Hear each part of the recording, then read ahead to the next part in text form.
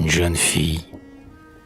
Qu'il est doux et beau le jeune âge, où l'âme garde sa candeur, où, ne redoutant nulle rage, on ne connaît que le bonheur. L'enfant passe les jours qu'il donne, joie au cœur et sourire aux yeux, ne songeant pas que l'on moissonne, plus tard, des jours moins radieux. Mais bien qu'après ces temps d'aurore, tu verras ton ciel se ternir, jouis du matin, chante encore, et, joyeuse, attends l'avenir.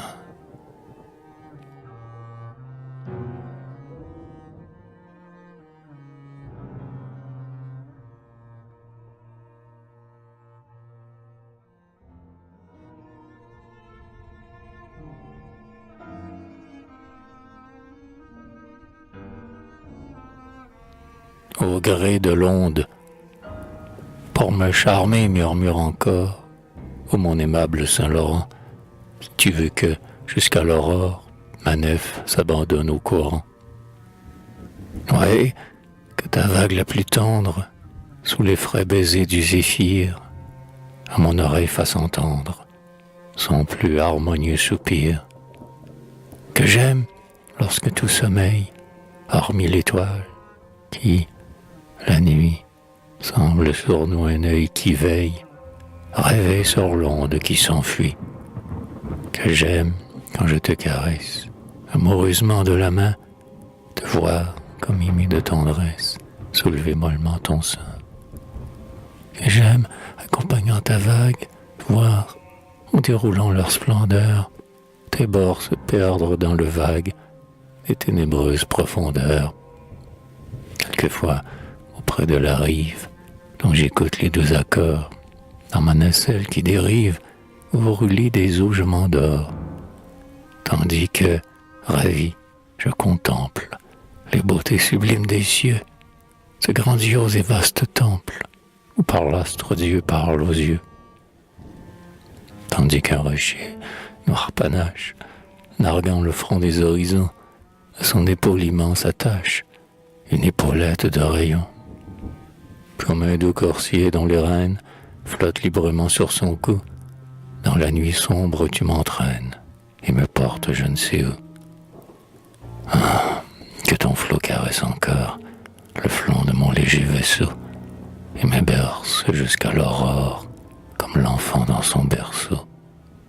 Et ne crains pas de me déplaire en me faisant suivre ton cours, car partout arrive mes chers, elle est le nid de mes amours.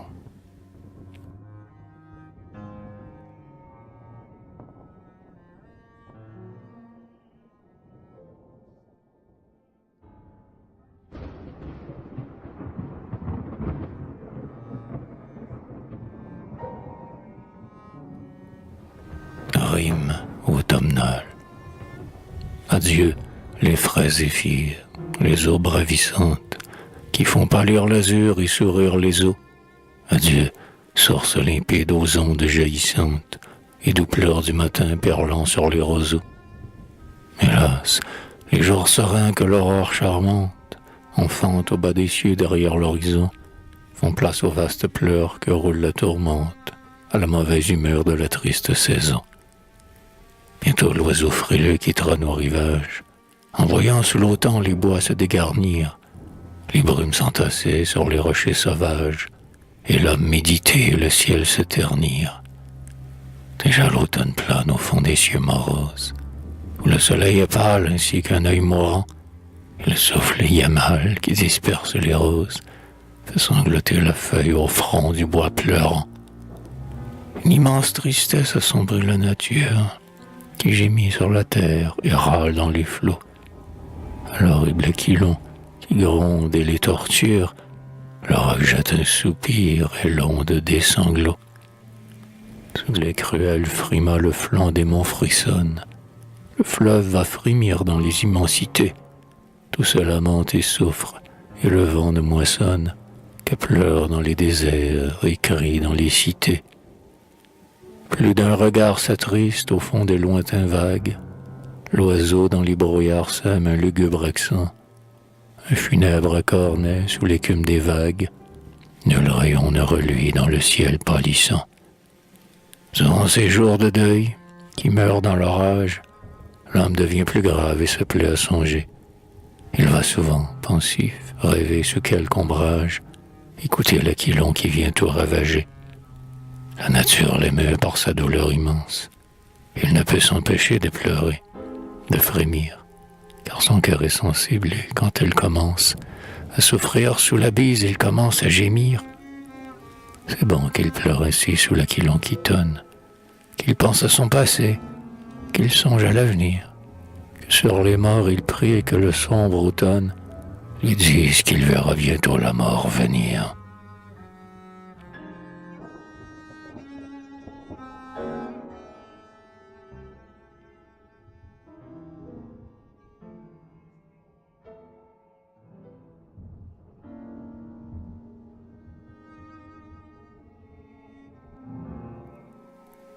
Tristesse. Ô funèbre cyprès, qui du deuil est l'image, toi l'ami du tombeau, l'ombre de la douleur, daigne me recevoir sous ton épais ombrage, et sur mon front brûlant épanche la fraîcheur. Fuyant ce monde vain que méprise le sage, j'aime, afin de calmer les fibres de mon cœur, arroser de mes pleurs ton aimable feuillage et mêler ma tristesse à ta morne splendeur. Bien que l'aube sourde et l'azur me semblent sombres, et parfois du trépas je crois voir passer l'ombre, tant le malheur m'éprouve et m'accable de maux. Ô ma tige sacrée, ô bois que je révère, sois le seul confident de ma douleur amère, pour voir le ciel pur écarte tes rameaux.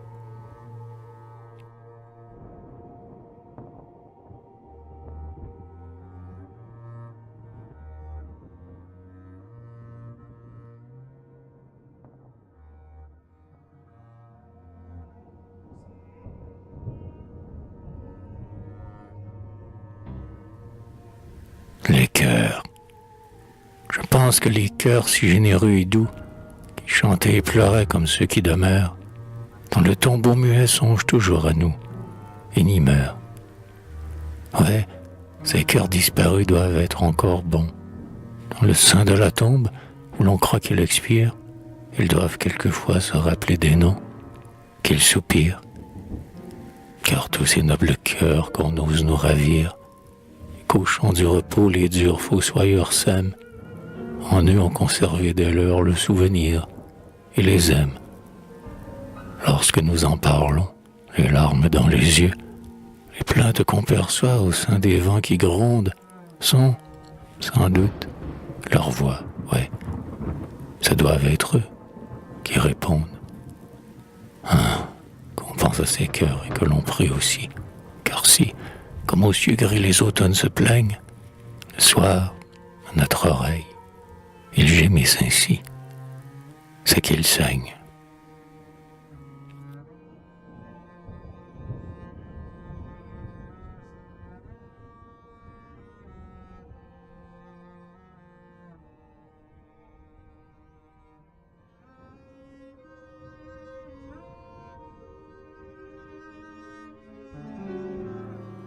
Espoir. Ah, que le bonheur passe vite. Je n'ai pas encore 20 ans. Et déjà ma barque s'agite sous le souffle des noirs automnes. Hélas, comme les fraîches roses, comme les parfums du printemps, comme toutes les belles choses, le bonheur dure peu longtemps.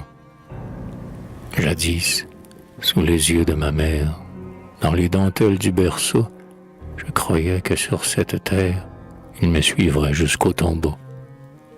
Mais depuis, n'ayant plus d'aurore, ni beaux jouets, ni ciel serein, j'appris, quoique bien jeune encore, qu'il ne brille que le matin. Cependant, bien que son sourire ait cessé d'égayer mon ciel, quoique de ma lèvre il retire sa charmante coupe de miel, l'espérance, divine étoile, qui rayonne au ciel de la foi pour m'aider à guider ma voile, resplendit toujours devant moi. Et tandis que j'écoute l'onde rugir autour de mon vaisseau, et que la tempête qui gronde me courbe ainsi que le roseau, afin que j'endure en silence les terribles coups du malheur. Elle me dit, la Providence n'oubliera pas son serviteur.